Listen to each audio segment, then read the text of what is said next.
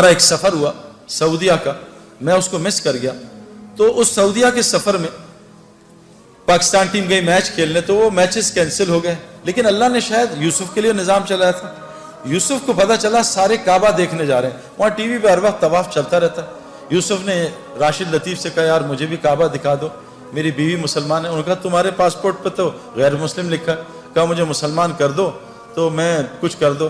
تو یوسف نے مولوی طارق جمیل صاحب کو فون کروایا. مولوی طارق جمیل صاحب کو اللہ جزائے خیر دے.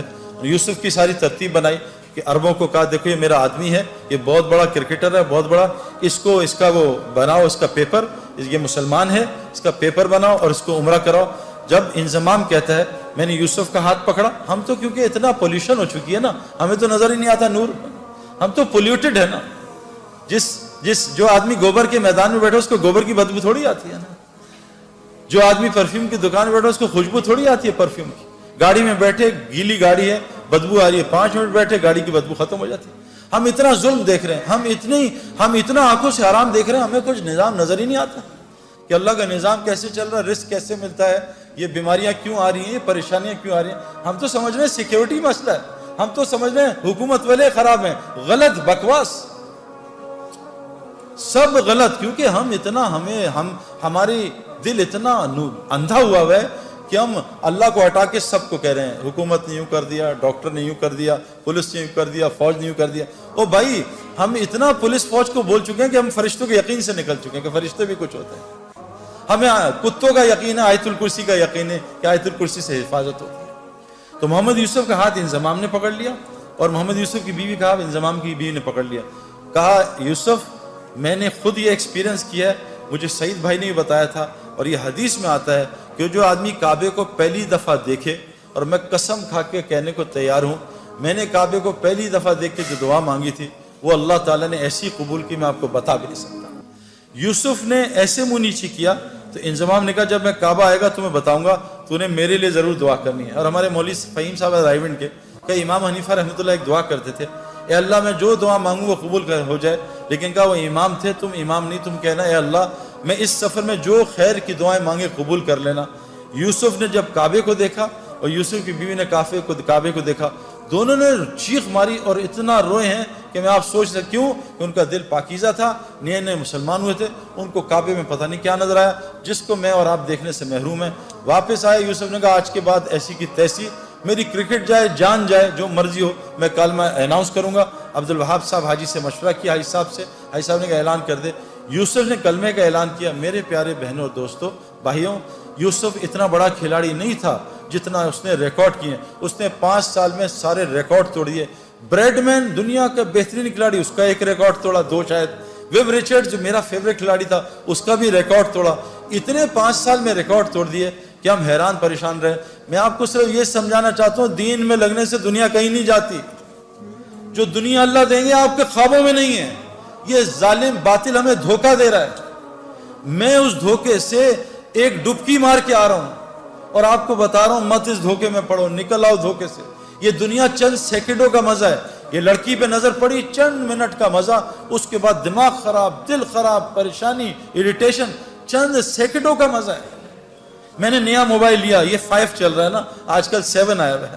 میں ان پنگوں میں ساری زندگی گزاری. یہ نیا موبائل کا انہوں نے ایڈ دے دیا 7، ہر جگہ ایڈ آ رہا ہے 7. دوست بتا رہے ہیں سعید بھائی آپ نے 7 لے لیا. ہر جگہ سے دعوت چل رہی ہے، دعوت چل رہی ہے، دعوت چل رہی ہے. اب نماز میں 7 آ رہا ہے، رکوع میں، سجدے میں 7 آ رہا ہے. جس دن میرے ہاتھ میں 7 آیا اور میں نے 7 2 دن استعمال کیا، میں کہا نہیں یار اب 8 کا انتظار کرو. یہ دنیا یقین کریں جتنے مرضی پیٹو ہوں، ماشاءاللہ لاہور میں تو کھانا ٹھیک ٹھاک کھایا جاتا ہے، جتنے مرضی پیٹو ہوں، افطاری آئے اور افطاری سے پہلے دم یا پکوڑے ساری کھا جاؤں گا، سموسے بھی کھا جاؤں گا، جلیبی بھی کھا جاؤں گا. بس میں کھاؤں گا اور پانی پورا گھڑا پی لوں گا.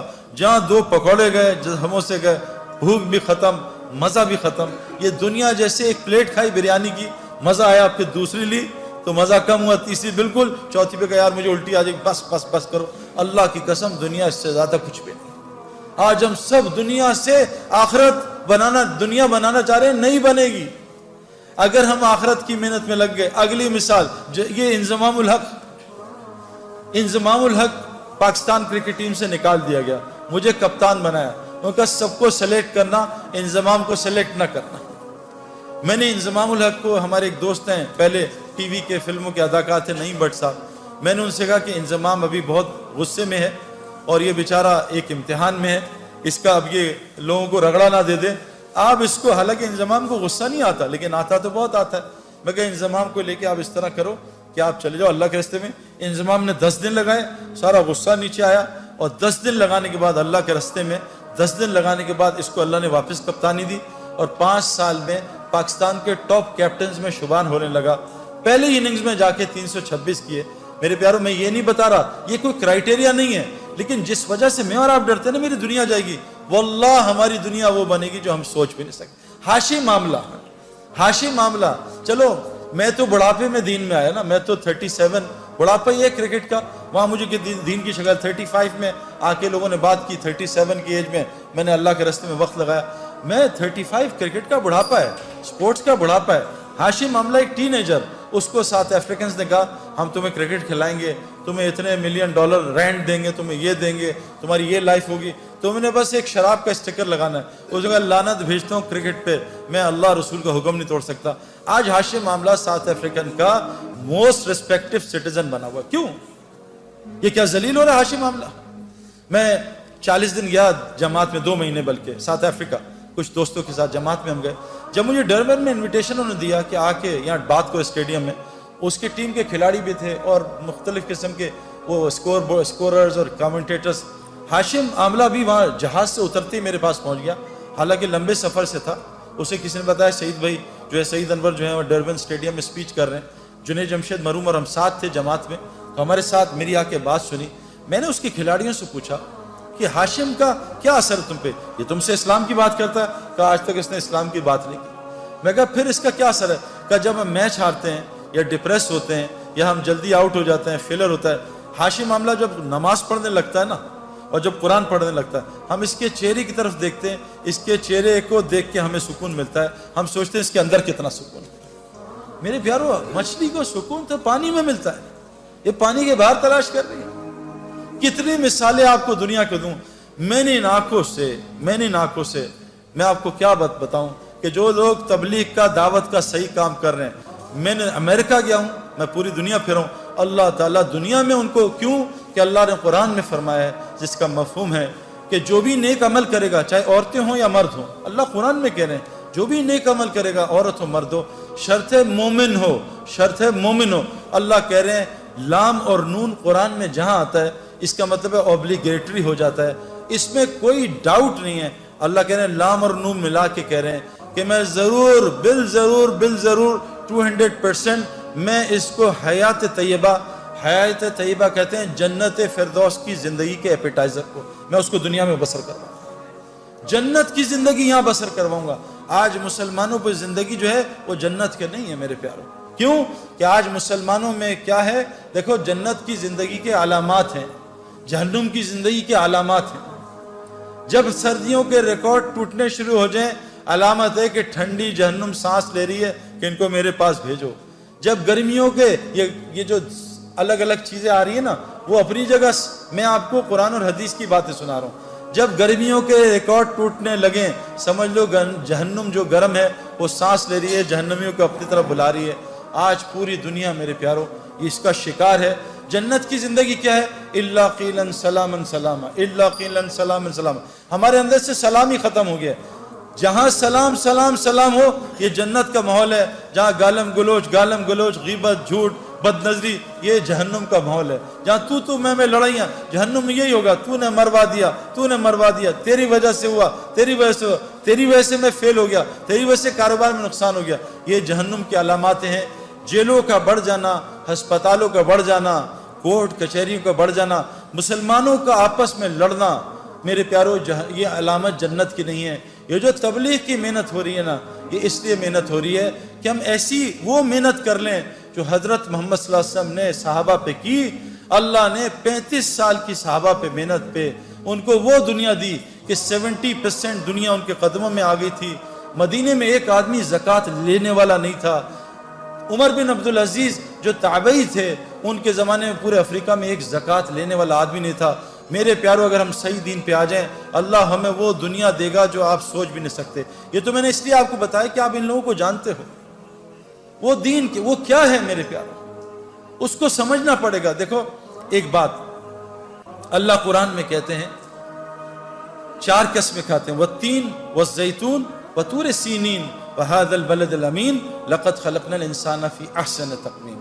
اللہ نے 4 قسمیں کھائی. اللہ کو قسم کھانے کی ضرورت نہیں ہے, لیکن اللہ اپنی بات میں, کیونکہ ہمارا مزاج ہے قسم سے یقین آتا ہے, لوگ جھوٹی قسموں پہ بھی یقین کر لیتے ہیں. ہمارے مزاج پہ اللہ کی بات کر رہے ہیں. میں قسمیں کھاتا ہوں کس کی؟ انجیر کی, زیتون کی, کوہ طور کی, اور حضور صلی اللہ علیہ وسلم کے پیدائش کے شہر کی, امن والے شہر کی. لقد خلقنا الانسان فی احسن تقویم. میں نے انسان سے خوبصورت چیز کوئی نہیں بنائی ہے. مسلمان نہیں, انسان میرے پیاروں. لیکن آج انسان کی کیا ویلیو ہے؟ آج انسان کی کوئی ویلیو ہے؟ آج انسان کی قدر جانوروں سے ختم زیادہ ہوگی. کیوں؟ کہ اللہ تبارک تعالیٰ نے فرمایا ہے اگر انسان اپنے اوپر انسان بننے کی محنت کرے, یہ فرشتے اس کو سجدہ کریں گے. اگر انسان بننے کی محنت چھوڑ دے تو یہ جانوروں سے بدتر ہو جائے گا. ہمارا سب سے بڑا مسئلہ ہے میرے پیاروں, آج ہم دنیا میں ہر محنت کر رہے ہیں, ماں باپ محنت کر رہے ہیں. میرا بچہ, آج ماں باپ جب ہم سے ملتے ہیں تو کیا کہتے ہیں؟ ہم اپنے بچے کو کرکٹر بنانا چاہتے ہیں. خواب دیکھ رہے ہیں, دعائیں کرتے ہیں. ماں باپ کہتے ہیں ہم اپنے بچوں کو doctor, engineer, pilot, business man یہ بنانا چاہتے ہیں. کتنے ماں باپ ہیں جو اپنے بچوں کو انسان بھی بنانا چاہتے ہیں. میں نے ٹل دی ایج آف 35 کان میں ایک دفعہ نہیں سنا کہ بیٹا انسان کے بھی بچے بن جاؤ. میرے پاس انسان خود بخود ڈاکٹر نہیں بنتا, خود بخود انجینئر نہیں بنتا. چاہے باپ دادا کرکٹر ہوں, اس کو روزانہ 10 گھنٹے گراؤنڈ میں جانا پڑتا ہے تاکہ اس کے اندر کرکٹر یہ بن جائے. میرے پیاروں دیکھو میرے پیاروں, جب اللہ انسان کی تعریف کر رہے ہیں کہ انسان تو انسان کتنی صفات خیر والا ہوگا.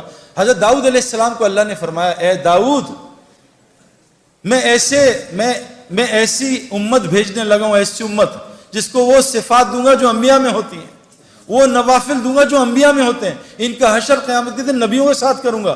نور کے ممبر پہ ہوں گے, نبیوں کے ساتھ کرسیاں لگی ہوں گی, لیکن نبیوں کی مہر سے خالی ہوں گے. بس ان کو نبیوں کی طرح دنیا میں پالوں گا. ان کی دعائیں نبیوں